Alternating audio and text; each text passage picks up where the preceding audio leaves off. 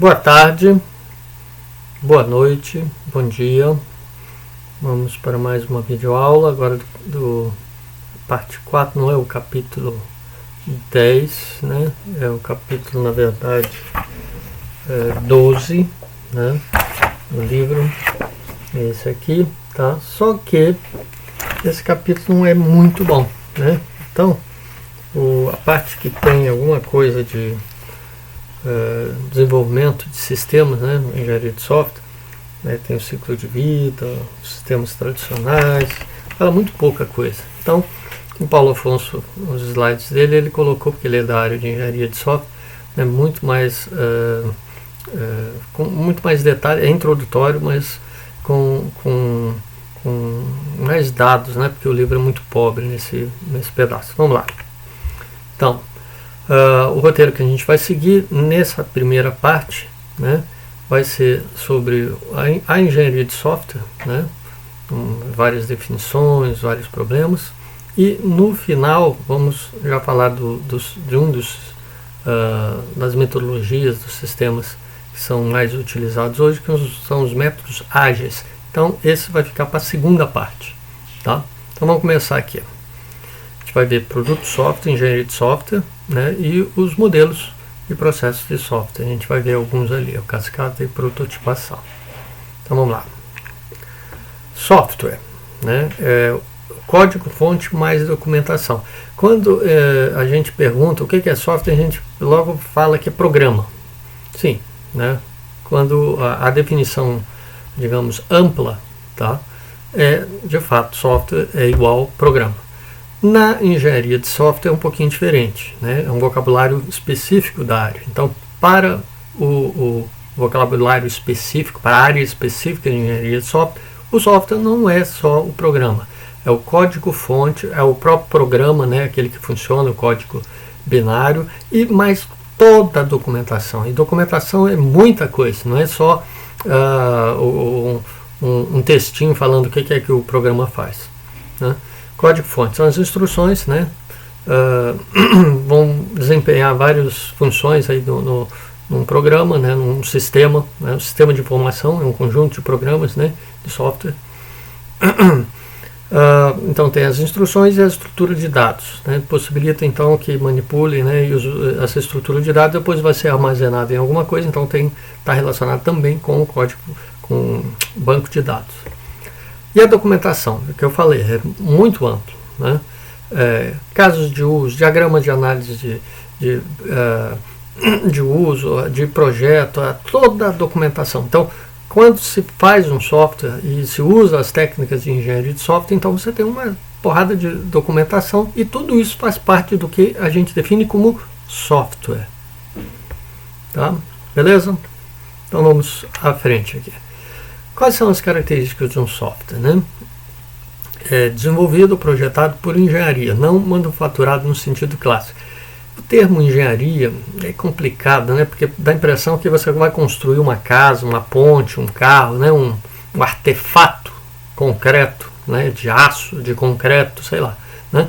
Não é, né? O software não é concreto, o software é abstrato, né? São um conjunto de instruções, de estruturas de dados, né? Também documentação, tudo isso aí é o que? Abstrato, né? Está escrito em algum lugar, mas é uma abstração, né? Que funciona, roda, digamos assim, num hardware, mas não é concreto igual uma ponte, ou uma casa, um edifício, tá? Então, esse termo engenharia, ele é uma metáfora quase, né? Tem procedimentos que lembram os de engenharia, né? Planejamento, todas as especificações, etc, que parece com engenharia, mas não é engenharia. Tanto que a engenharia de software, né, o engenheiro de software não tem aquela documentação do CREA, né, que é aquele treco lá que o pessoal, né, se matricula ou se inscreve, né? Não tem essa associação, tá? Vamos lá. Desenvolvido, projetado, engenharia, não é manufaturado, não se desgasta, mas se deteriora. Então, observa bem, qualquer produto de engenharia mesmo se desgasta. Um carro se desgasta, uma ponte se desgasta, uma casa, né? O software não, tá? Mas ele se deteriora, mas ele tem bugs. Uma punch não tem bug, mas um software tem bug, né? Bom, curva de índice de falhas, né? O hard, o índice de falhas, mortalidade infantil, desgaste, tá? Então, durante um certo tempo, ó, o índice de falha, enquanto estiver sendo usado, é pequeno, né? Mas com o desgaste aí do hardware, ele vai aumentar depois. Um computador, né? A gente sabe disso. O índice de falha de software, observa bem que é diferente, ó, né? Quando você está fazendo, tem um monte de falhas, aí corrige um monte de bugs, né, e tal. Aí sempre que tem uma mudança, principalmente são mudanças, né, maiores, vai ter um monte de bugs, aí volta a ter menos falhas, aí tem um monte de bugs, volta, né? Até um certo tempo aí que, né, o software já não atende as necessidades, né, de quem usa, né? Um sistema de informação, né, não vai atender a empresa, etc. Vamos lá, mais características. Desenvolvido ou projetado por engenharia, mas não é manufaturado no sentido clássico, né? Não se deteriora, né? Então, não se desgasta, mas se deteriora. A maioria é feita sob medida, ao invés de ser montado a partir de componentes pré-existentes, por exemplo, os tijolinhos aqui, né? Muitos softwares não são feitos sob medida, mas na área de sistemas de informação, os sistemas de informação, de empresas médias para empresas grandes, elas em geral preferem fazer igual um terno, né? Tem ternos que você vai na loja e compra, já está prontinho, né? Tem que talvez fazer umas adaptações, né? Mas você pode comprar. Mas se você é um cara super rico, né? As grandes empresas, o que você vai fazer? Vai comprar, né, aquele terno sob medida, né?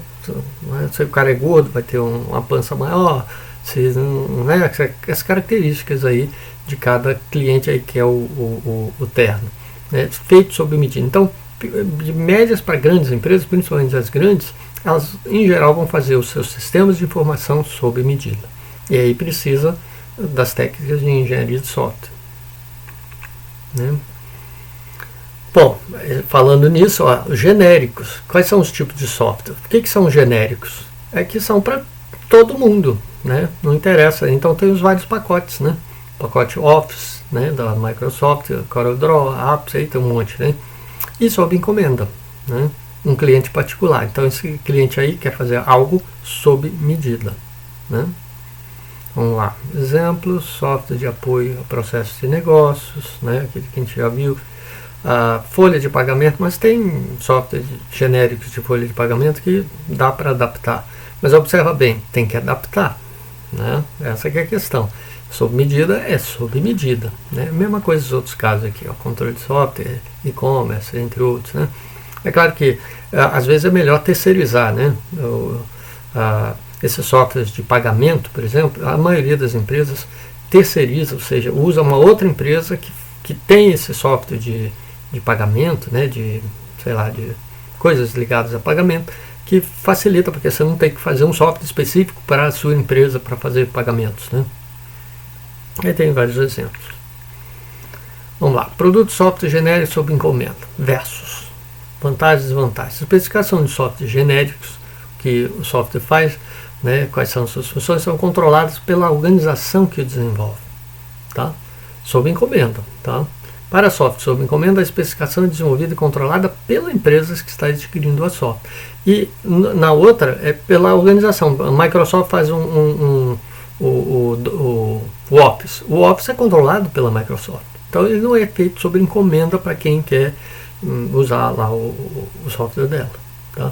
Então essa que é a grande diferença, né? E aí dá para saber qual que é a vantagem e desvantagem, óbvio. E claro, tem os produtos híbridos, né? São construídos tendo por base um produto genérico que é adaptado para atender aos requisitos de um cliente, tá? Sistema SAP. Sistema SAP é aquele Enterprise Resource Planning, né? ERP, da empresa SAP. Então ela tem tem módulos que podem ser adaptados. SIGA, que a gente usa aqui na UFLA, tá? Ele foi desenvolvido lá na Federal do Rio Grande do Norte e adaptado para ser usado na UFLA, né? Pode ser feito isso, né? Então, ele é em parte genérico, mas é em parte também sob medida. Bom, a evolução do software, né? Os primeiros computadores lá na década de 50, né, que eram produtos comerciais, porque os antigos não eram vendidos, né, foram usados lá na Segunda Guerra Mundial, né. Na década de 50, os primeiros comerciais, até 1965, né, houve uma grande evolução do hardware, né, e o software, com as primeiras linguagens de programação, né, começaram a ser desenvolvidos. Tá? Bom, naquela época, né, aquelas primeiras linguagens, ainda não tinha nem sistema operacional, né, sistema operacional 360, se não me engano, da IBM foi um dos primeiros, mas era ruim pra caramba, né, não era o que é hoje, né. Então, o software era uma coisa muito difícil de ser feita, né. E para piorar, o pessoal ainda não tinha conhecimento suficiente, documentava pouco. Então, quando se fazia um software, tinha que, né, se ele tivesse que sofrer alguma mudança, era difícil pra caramba, né? Então era uma arte quase construir um software, né, desenvolver e fazer mudanças nele, né?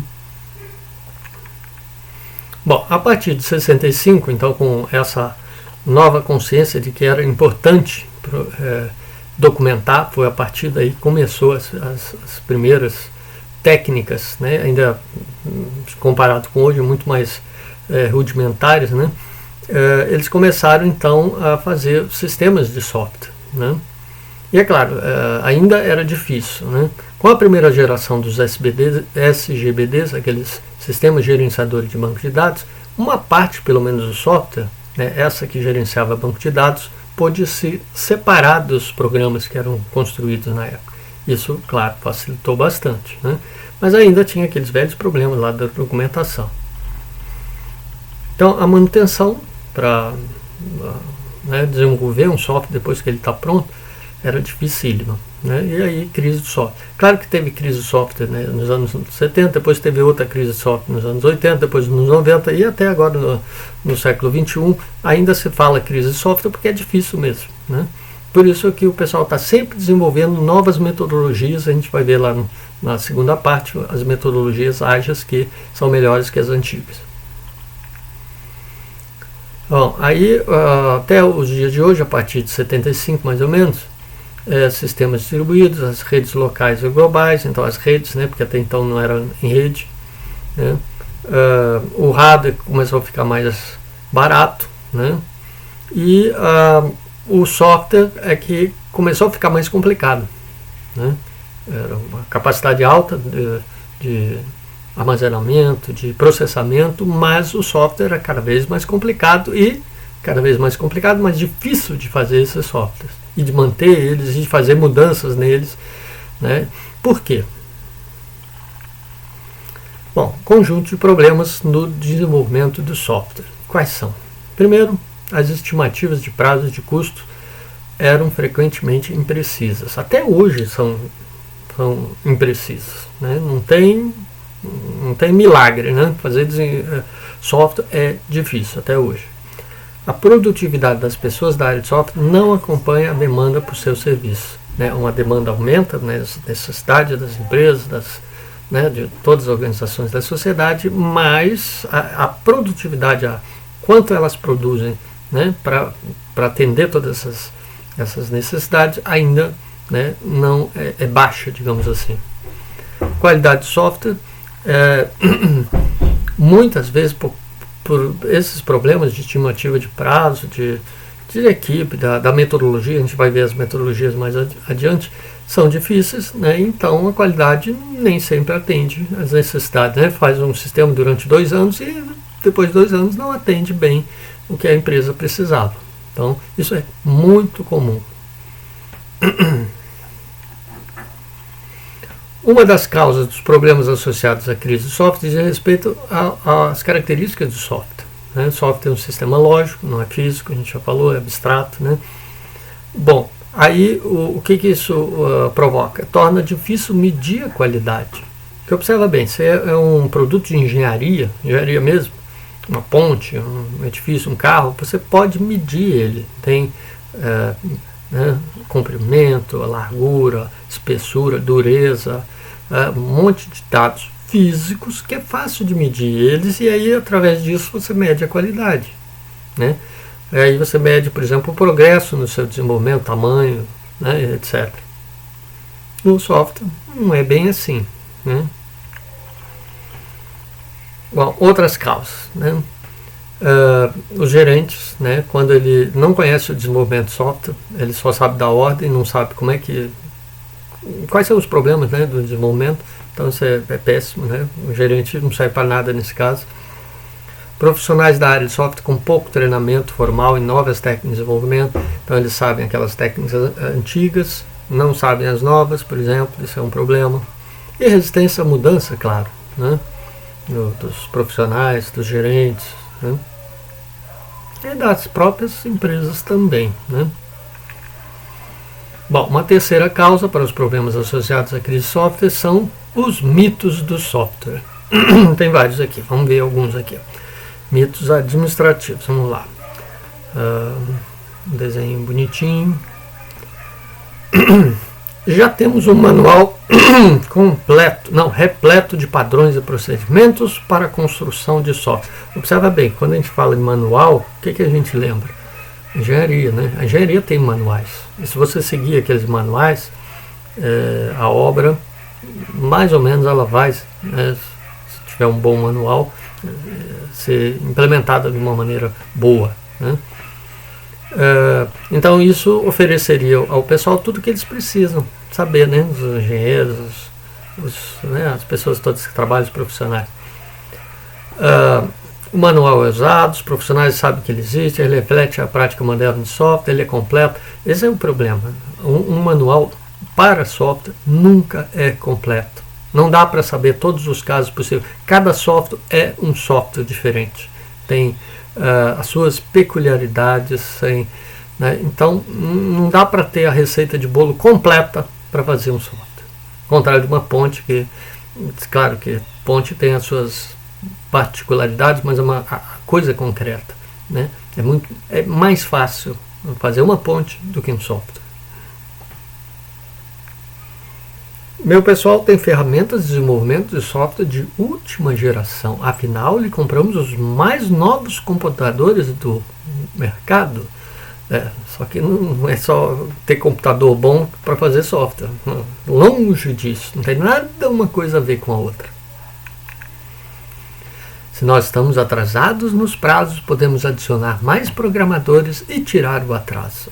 Essa é a coisa mais equivocada que pode existir, né? Programadores, quando já estão programando, já se conhecem, já é difícil. Imagina 2, 3, 10 que não sabem nada do projeto, talvez não sabem bem a linguagem que eles estejam, ou como é que chama, o framework que eles estão usando. Então, é muito difícil. Quando você adiciona mais 10 programadores, provavelmente, né, a velocidade do progresso na confecção do software vai diminuir e não aumentar, até eles aprenderem e entrarem no ritmo da equipe. Então é exatamente o contrário. Se botar mais programadores, vai ficar mais lento, né, num primeiro momento. Tá? O desenvolvimento de software não é um processo, não é manufatura, não é engenharia, né? Longe disso. Eu já falei, pessoas acrescentadas. Quando você adiciona mais pessoas, tem que haver um planejamento prévio, de forma que quando ela entre para ajudar e não para atrapalhar, né? Então, isso ocorre muitas vezes. Mito do cliente. Essa é outra fantástica. Vamos lá. Uma declaração geral dos objetivos do software é suficiente. Podemos preencher os detalhes mais tarde, né? Bom, aí, se seguir isso, depois de 2 anos de desenvolvimento, o cliente pega o software e diz: mas não era isso que eu queria. Isso ocorre, né? É o desastre total, né? E problemas sérios aí, legais, né? Porque a empresa que fez o software para outra empresa vai pedir: ué, mas vocês concordaram? Né? coisa é séria, não estou brincando não. Ou seja, uma definição ruim, né, um projeto inicial ruim, é a principal causa de fracasso dos esforços no desenvolvimento do software. Né? É preferível perder mais tempo projetando bem o software, tá, para depois construir ele, do que fazer o contrário. Planeja ele rapidinho, projeta ele rapidinho e depois vai ter que consertar tudo depois porque estava tudo errado. Né? O que é fundamental? Uma descrição formal, detalhada do domínio da informação, as funções, o desempenho, as interfaces, as restrições do projeto, os critérios de validação, tudo isso muito bem planejado no início. Né? Vamos lá. Aqui tem os custos de manutenção. A definição, que é do início, né? Planejamento, projeto. Custo de manutenção, claro, se você fizer mal essa definição, você repete mais uma vez, né? Então seria, né, 1x. No desenvolvimento, você errou ali na definição e já está implementando o desenvolvimento, então o custo pode aumentar até 6 vezes, de 1,5 até 6 vezes. Tá? Se isso já foi feito e mal feito, a manutenção deve aumentar o custo de 60 a 100 vezes. Né? Teu software custou 100 mil reais, digamos. Então 100 vezes vai dar 10 milhões. Tá? 100 vezes. Ou seja, tem que fazer a coisa bem planejada no início. Né? E o cliente ele tem que ser parte desse desenvolvimento, desse projeto, desse planejamento inicial para definir o que o software vai fazer. Né? Mito do profissional, né? O mito do cara que trabalha, né? O programador. Tá? Assim que escrevermos o programa e o colocarmos em funcionamento, o nosso trabalho estará completo. Esse é outro erro tremendo. Né? Os dados da indústria, esses dados são bem expressivos, né? Indicam que 50% a 70% de todo o esforço gasto no programa serão despendidos depois que ele for entregue ao cliente. Ou seja, fez o software, vai ter que mudar um monte de coisas ainda. Tá? Vai consertar, vai refazer. Tá? Por que isso? Aí vamos ver mais adiante. Enquanto não tiver o programa funcionando, não terei como avaliar a sua qualidade. É outro erro. Você pode já verificar a qualidade no ato de programação. Enquanto você está programando, já testar pedaços pequenos do software para ver se ele está funcionando, se está cumprindo as suas funções. Né? Então ele inclui um monte de itens, né, que não é só depois que o software estiver construído. Bom, e claro, observa bem, desenvolver software, várias empresas que estão fazendo isso, então é um negócio, né? Na sociedade capitalista, então empresas de software competem entre si. Tá? Bom, quais são os principais direcionadores que provocam essa competição? Tá? É o custo, é a adequação de prazo e qualidade, que é justamente o problema do software. A crise do software é exatamente a crise de um custo muito exagerado, a adequação, né, atrasos no prazo também exagerado e a qualidade não tão boa. Então muitas empresas elas estão competindo exatamente por isso. Né? Bom, e aí claro, com isso tem um lado bom, que é que existe uma movimentação entre elas para melhorar as práticas. Né? Vamos ver algumas delas. Né? Agora eu acho que vamos falar de engenharia de software, exatamente. Definição da I3E. I3E é a sociedade, a SBC lá dos americanos. Né? O que é? Uma aplicação, engenharia de software, é uma aplicação de uma abordagem sistemática, disciplinada e quantificável ao desenvolvimento, operação e manutenção de software. Ou seja, a aplicação da engenharia ao software. Novamente, né, o que é o termo engenharia? Não tem nada a ver com coisa concreta, né, física. É engenharia como metodologia de desenvolvimento, de passo a passo, de sistematicidade, de disciplina, de quantificação. Esse é o termo que é o de engenharia, e não a questão de ser físico, né, de ser concreto. Bom, e aí, claro, essa abordagem toda. E o estudo dessas abordagens também é engenharia de software. Tá? Então, essa é a definição aí da I3E. Bom, o que é um processo de software? Né? Quando a gente vai fazer um software, o que é o processo? Quando se desenvolve um produto, né? Que é o software. É importante percorrer, então, uma série de passos previsíveis. Né? Vou fazer um negócio, não sei quanto que eu vou... Não, tem que ser passos previsíveis. 2 dias. Tanto, né, quais partes exatas vão estar prontas, ou não vão estar prontas, ou vão estar prontas até um certo ponto que seja previsível, sempre previsibilidade. Né? Esses passos, então, compõem o quê? Um roteiro. Né? Que faz esse roteiro? Ajuda no desenvolvimento do software, a elaborar em tempo razoável um produto de qualidade. Tá? É claro que o que é a qualidade? Novamente, são critérios previsíveis, determinados. Vamos fazer isso, fazer aquilo, tudo por isso que tem documentos. E essa documentação, como a gente falou, faz parte do software. Né?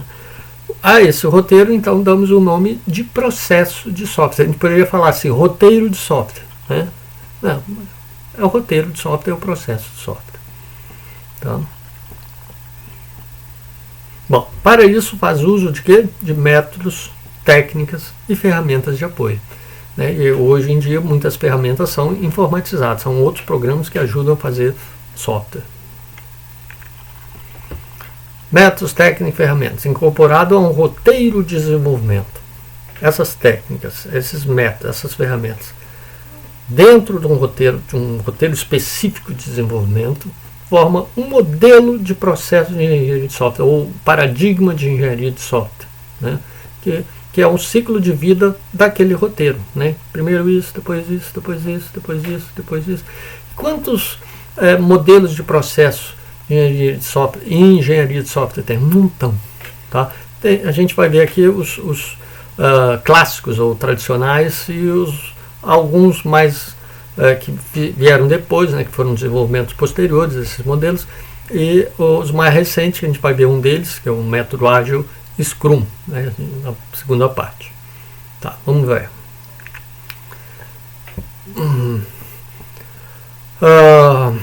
O ciclo de vida clássico, né, é o modelo de engenharia de software clássico. É o modelo chamado sequencial, né, sequência e linear. Então, imagina uma linha reta, o início, primeira fase planejamento, a segunda fase implementação, terceira fase teste, quarta fase entrega ao cliente, algo assim. Estou simplificando, mas é linear. Tá? Então começa aqui com o projeto, termina com a entrega. Tá? É talvez o modelo de processo mais antigo, 1970, não é à toa, e mais utilizado na engenharia de software. É mais utilizado com modificações. Né? O clássico mesmo ninguém usa. Foi modelado com base no ciclo de engenharia convencional, a manufatura linear, não é à toa, né? Implica numa abordagem sistemática e sequencial de desenvolvimento de software, claro, lógico. Tá lá. Ó, então, o primeiro é análise de requisitos. Analisar os requisitos é o quê? Saber o que é que importa para o cliente. Quais são os requisitos para o sistema o software do cliente. Ele vai dizer, eu quero que faça isso, faça aquilo, faça isso, eu quero ter isso. O cliente quer um monte de coisa. Aí, com base nesses requisitos, você faz um projeto. Né? Aí, com base nesse projeto, você codifica, implementa o programa, né, os programadores. Com base no que foi programado, se testa. Né? E com base nisso vai se fazer a manutenção. Depois dos testes, já poderia haver entrega. E depois, então, a manutenção. Tá? Então, observem bem, é sequencial. Qual é a primeira mudança que o pessoal faz? É que volta sempre. Né? Fica, né, fez a análise de requisito, verifica se o cliente concorda. Fez-se o projeto, verifica se ele atende a análise de requisito. Implementou-se, verifica se ele atende ao projeto. Né? Os testes, verifica se a codificação estava boa, porque, né, reformula aqui. E a mesma coisa aqui. Então, por isso ele é chamado em quê? Cascata, olha só. cascata, parece uma cascata, né? Bom, engenharia de sistema envolve a coleta de requisitos em nível de sistema, conjunto de componentes interrelacionados. Tem uns nomes bonitos aí da área de engenharia de software. É fundamental quando o software faz interface com outros elementos e sistemas, hardware, pessoas, banco de dados, né, outros softwares, né, etc. Análise de requisito. É o processo de coleta de requisitos. Tem que entrevistar, tem que chegar para as pessoas, o que vocês precisam. Começa lá pelo gerente, começa lá pelo, né, para os interessados, né, quem está precisando do software. Os requisitos são, então, documentados, isso aqui é importante, e revistos com o cliente. Projeto, né, é a definição da arquitetura do sistema, né? A tradução dos requisitos do software, né, aquela análise de requisitos, então aqueles requisitos, aqueles monte de documentos, dá para um conjunto de representações de baixo nível, antes que a codificação se inicie, né? Então, tem vários diagramas lá que fazem parte desse projeto. Codificação, então, é a tradução daquela representação do projeto para uma linguagem de programação, resultando em instruções, estrutura de dados que podem ser executados pelo computador, né? A implementação do software. Os testes, então, concentram-se nos aspectos lógicos internos do software, né, que eles vão ter que fazer aquilo que eles estão especificados, né, as funções, né, para garantir as entradas, os resultados, blá blá blá blá. Idealmente, essa fase, né, de teste deveria estar presente durante todo o ciclo de desenvolvimento do software, né. Você fez o projeto, vê se ele, né, testa ele. O teste, na verdade, não é só da implementação, é de todo o projeto. Manutenção. Software sofrerá mudanças logo após ser entregue ao cliente. Isso é inevitável. Ó, lei de Lehman. Um software utilizado em um ambiente real, né, deve necessariamente mudar ou se tornará progressivamente menos útil nesse ambiente, né? Por mais bem especificado que sejam, né, os requisitos do software, né, você pergunta para um bando de gente, faz toda aquela modelagem e tal, aí quando entrega para o cliente, ele vai dizer, mas eu queria uma outra coisinha aqui. É normalíssimo. É assim mesmo que foi. Por que você não falou antes? Porque eu não tinha entendido. É normal acontecer isso. E aí tem que refazer várias coisas, né? Por isso, né, você lembra daqueles dados lá de 50% a 70% do esforço é depois da entrega? É por isso, né? Algumas causas geradoras de mudança no software. Defeitos detectados, claro, os defeitos. Adaptações do software para acomodar mudanças em seu ambiente externo. Exigências do cliente para acréscimos funcionais, de desempenho e outras coisas. Bom, quais são então os problemas com o modelo sequencial linear? Né? Projetos reais raramente seguem o fluxo sequencial que o modelo propõe, né? Logo no início é difícil estabelecer explicitamente todos os requisitos. Estabelecer explicitamente significa colocar eles claramente. São esses os requisitos. Não dá, é impossível, é difícil, né? Sempre existe essa incerteza, né? O cliente não lembrou de um detalhe lá que era importante, só vai lembrar mais tarde. Acontece. O cliente deve ter paciência, pois uma versão executável do software só estará disponível em uma etapa avançada do desenvolvimento. Esse é um problema do modelo sequencial, tá? Ele deve ter paciência. Por quê? Porque só no final vai ter implementação, né? Se o projeto demorar 1 ano, só depois de 1 ano ele vai experimentar, né? Vai que em 1 ano aquilo que ele achava que era o requisito importante não é mais. Também acontece. Problemas com o modelo sequencial. Vamos lá. Muitas vezes desenvolvedores ficam ociosos, né? Ficam sem fazer nada, né? Por quê? Porque eles estão esperando, digamos, os testes serem feitos, ou o projeto ser feito, os requisitos serem refeitos, sei lá, né? Então eles ficam às vezes ociosos, né? Modelos de isso aqui é muito legal. Para quem fez engenharia de software, tá? É engraçado, né? Como o cliente explicou.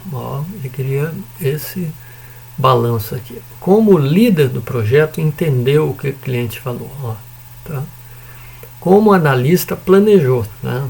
Aqui é o requisito, né? Aqui é o que já está fazendo o planejamento. Ó. Esse aqui passou para cá, só que...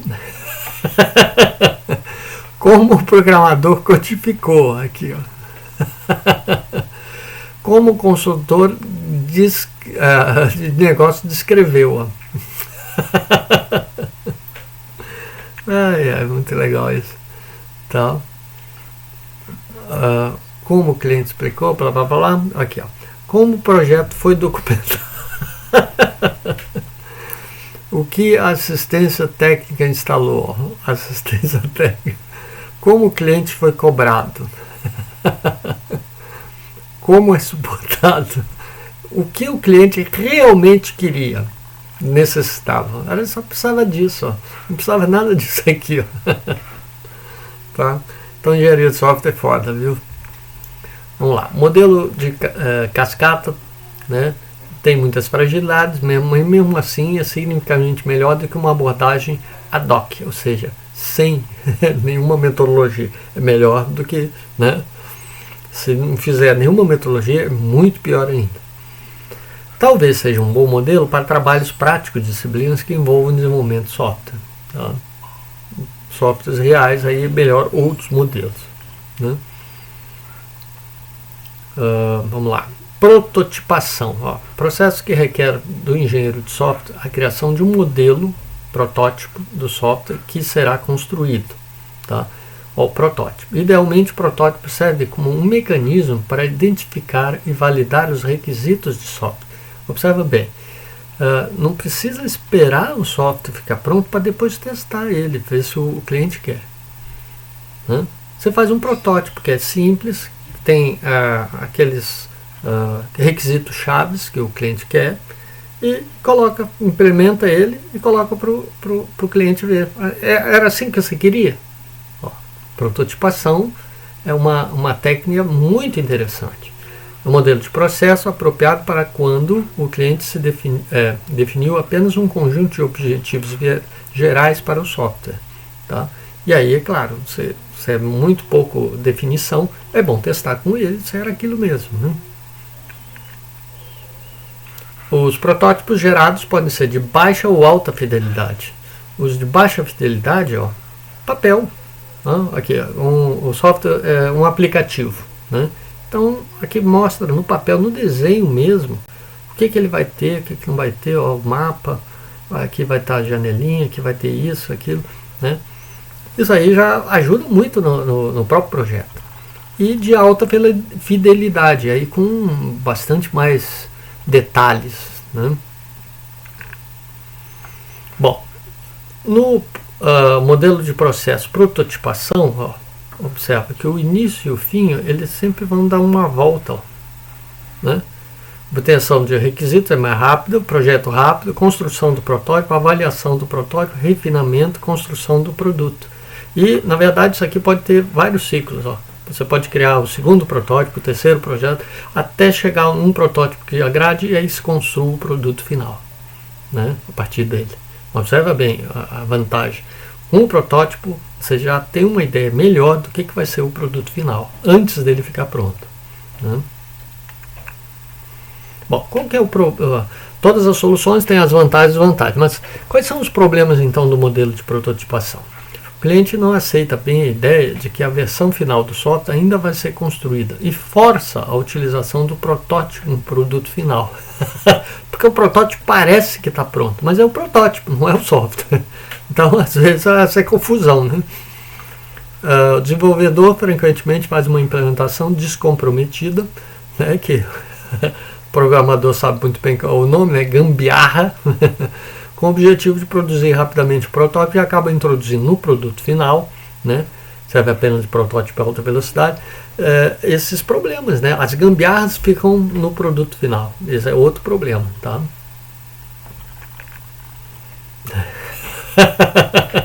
Olha o retrovisor aqui, ó.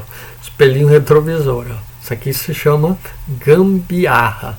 Né? Se você faz isso, né, nesse modelo aí da prototipação, né, do modelo de processo software, o produto final não vai ficar muito bom, apesar de ele ser muito mais rápido que aquele modelo cascata, né?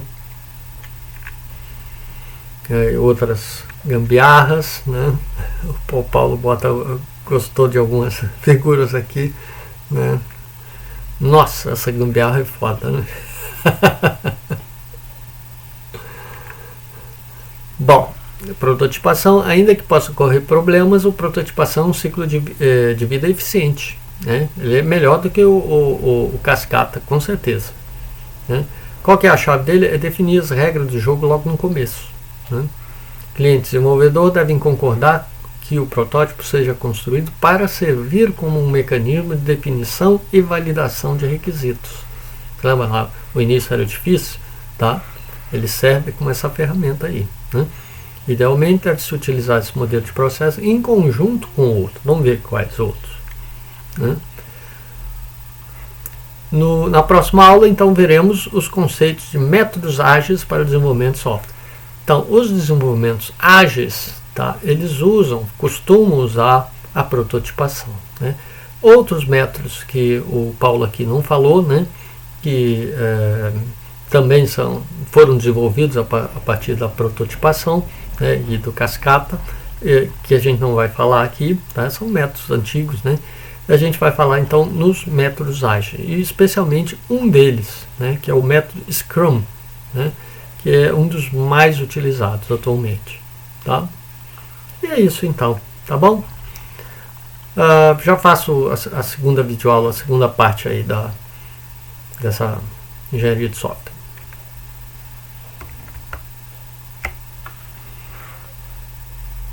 Até mais!